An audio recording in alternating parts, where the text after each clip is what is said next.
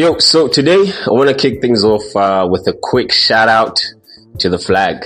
You know, the famous flag, the most famous flag in the world right now. And you know, it's the one that was in the intro. So I'm really proud of us. I have to say that I'm really proud of the efforts that we're putting. I'm really proud of the leaps and the bounds and the noise that we are making. We've always been a band that are very noisy, and we've always been known for that. So at least now our noise is actually creating impact, you know. And today's episode is largely about that, because there are three things that are happening currently in the country. First of all, being Bafana qualifying for the knockout, you know, and then there's the big June 30 coming up in a couple of days. And then after that, we have another one that I think is sort of like the underlined cause of everything. And that's the November elections. So for today, I want us to really dig deep and dive into these ones. Otherwise, I did say I'm not a current affairs podcast, but I think from my previous episode, I got a really good engagement, and a lot of people sort of liked my opinion with what was happening in the country at the time. So, you know, I was like, you know what? Let's try it out again with this one. So now we're going to do a triple threat. So yeah, let's go.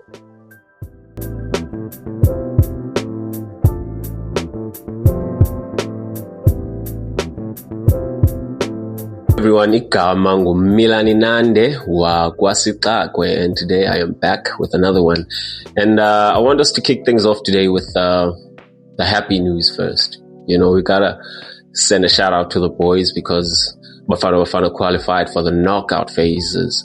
And right now, as I'm actually recording this episode, we should be playing Canada today. So we'll see how that one turns out. And I'm hoping that we go through, man. Damn it, because we really need this one. You know, we really need this one. And I have to say, the reason why I had to kick things off with Bafana, because I did write a post, I think it was on Facebook or something, about how badly the campaign actually started off, if you still remember, because it started off with a loss with Mexico, and then it was a draw, and then finally we had this win that we needed. So I just want to do a quick analysis of my post, because that post said something like, I was thinking about how their performance was so much reflective of the South African youth in the moment. And this is not an insult in any way, but it was more of like a mirror. If you saw my previous post or my previous episode, it was more of like a mirror, because this was a group of guys that were full of potential, and we could all see that from how the build up to the World Cup was and all the games that we were playing. So we all saw the potential that they had, and we all saw that the capabilities that they could bring into the folds. But I don't want to get into name calling, but we all know. Mdala, uyazazi Mdala. But yeah, man. But more than that, I also think there was a lot of lack of belief with the gents. There was a lot of lack of belief, regardless of our opinions about the lack of leadership as well that was there. They couldn't do, or they couldn't make the necessary adjustments in time for us to actually capitalize on a lot of the weaknesses these other teams we were playing with. Because but you know, not to undermine the other countries or anything, but I really feel that we were the better team in our group. And even in the match that's coming up, I really feel that we stand a very huge chance. This is not even delusion, you know, it's just evidence and the performance that we've been seeing as a country. So I'm really proud of how the whole campaign happened.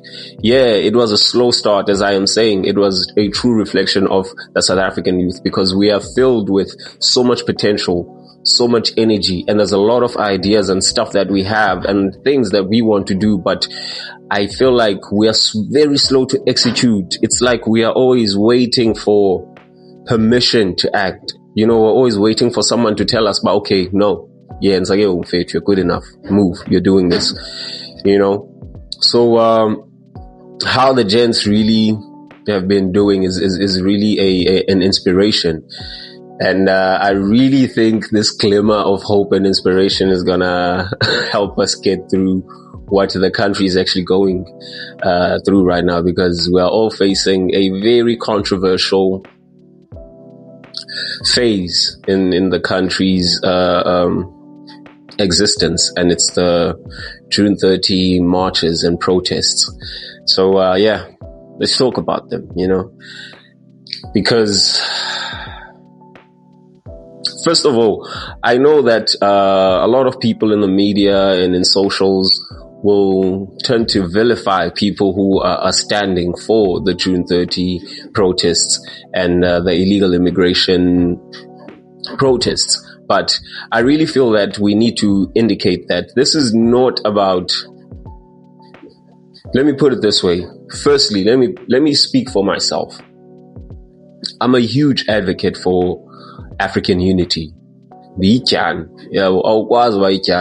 Africa. That's like a fundamental truth. You can't run away from that. And there are also things that I feel we are also skimming over, or we're overlooking, in the sense that as much as us as South Africans, we are so open and loving and sharing with everything that we have. But when it comes to Iklasha, whereby we are the ones that are suffering and we are the ones that are taking the knock, and it's so unfair for people to not want to listen to us or to want to mute us even in this stage, because this is not just something in the Landelai or on the internet or in social media and all these other places. This is my actual life as a young entrepreneur and as a young black entrepreneur. This is my personal experience. Just in my street alone, I run a barbershop. And right now I've been running it for about 1.5 years. It's going to be a full year in November this year. And I took my whole entire investment, my savings into building my brand, which is Idyan. And so the barbershop was actually a part of it. And this has been such a trying time, because in the street where I'm at right now, fortunate to be where I'm at, honestly, by location, because I'm at Westbourne Road, Ekabech. But in that one street, there are about 4 barbershops, and we are all competing for the same clientele. And you'd find out that you'd go into these barbershops or into these salons. Now I'm going to speak about the beauty industry as a whole. You hear rumors about how unfair they are treating their customers, how unfair they are treating their employees, how they are using products that are counterfeit. Craziest thing, bro. One person was telling me the story of how this other salon, they only bought this particular brand the first day they were opening. After that, they would be refilling the bucket or the container with counterfeits, so that when a client comes and you'd say, okay, I want this particular product to use for my hair, they'll be like, no, we have it. And then they'll just go behind and then they'll just refill with whatever. And then you'd see your hair falling off and things are just happening and you don't even understand what's going on. But I really want us to come a bit closer and be a bit more specific in this topic, so that even people that really don't understand how we are suffering as small entrepreneurs and businesses in this space, and how we have to advocate for more strict laws when it comes to immigration, because these people are not coming in to just chill in the beach and buy gonwaba.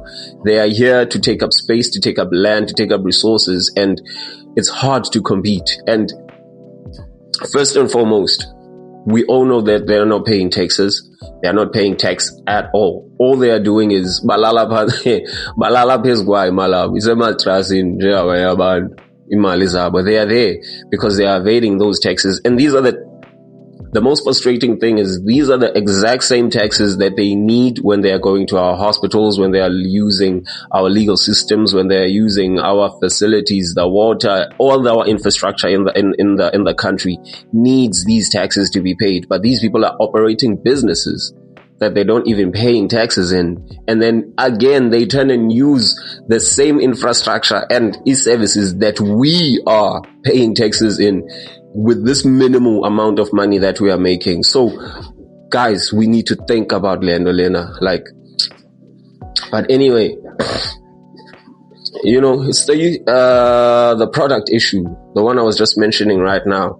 How they be using counterfeit stuff, not only in my industry of the beauty and barbering industry, but we know even from the tuck shops, we know even from clothing right now. Bexano Bono Abaye, they were counterfeiting actually the t-shirts as a Bafana Bafana, and I was like, why would you do that at this point in time when everyone is so proud of these guys and everyone is so upset?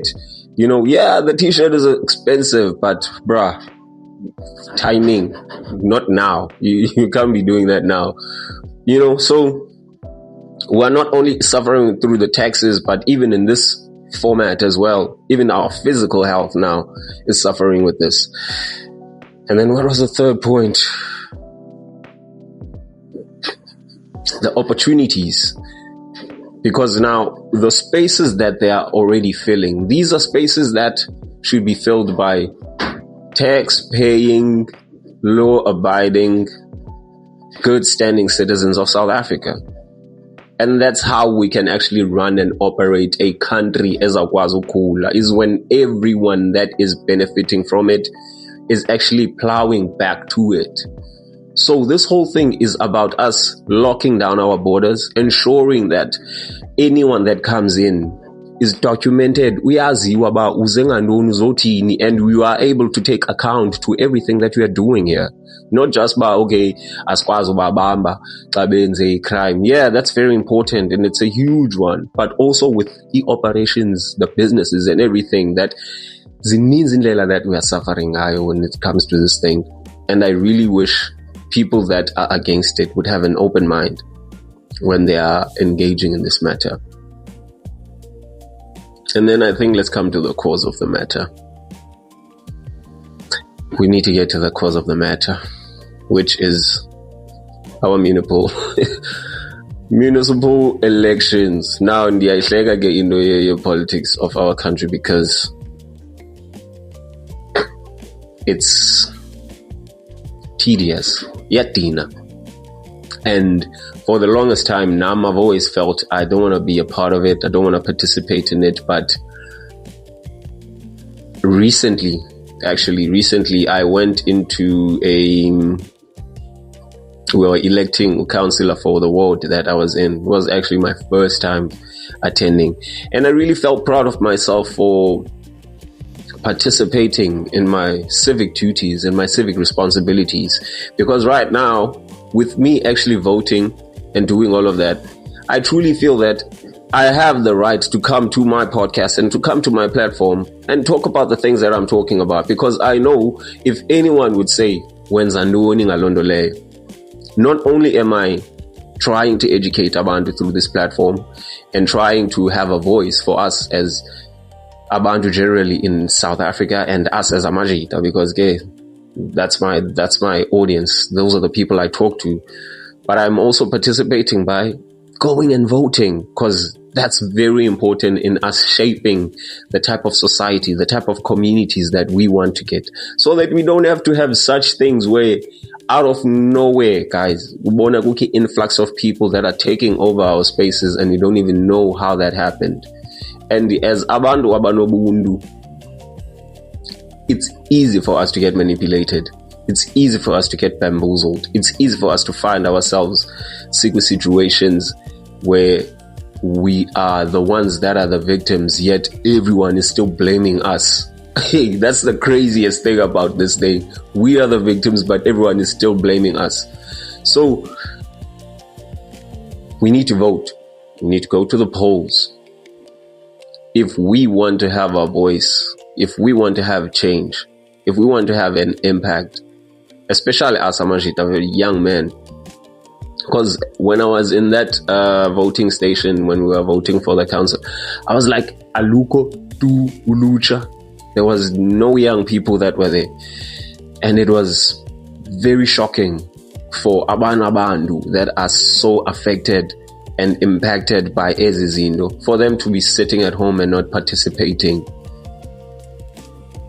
So we have a huge responsibility, Majid. We have a huge responsibility. In fact, we have a huge question we need to ask ourselves. What type of country do we need? Or what type of country do we want to live in? And I really feel the type of country that we want to live in will be determined by the type of man that we want to be. I think that's all I have for today, Majid. We really need to take responsibility, and we really need to take account for izinto ezenzekayo around us. Idyan is out.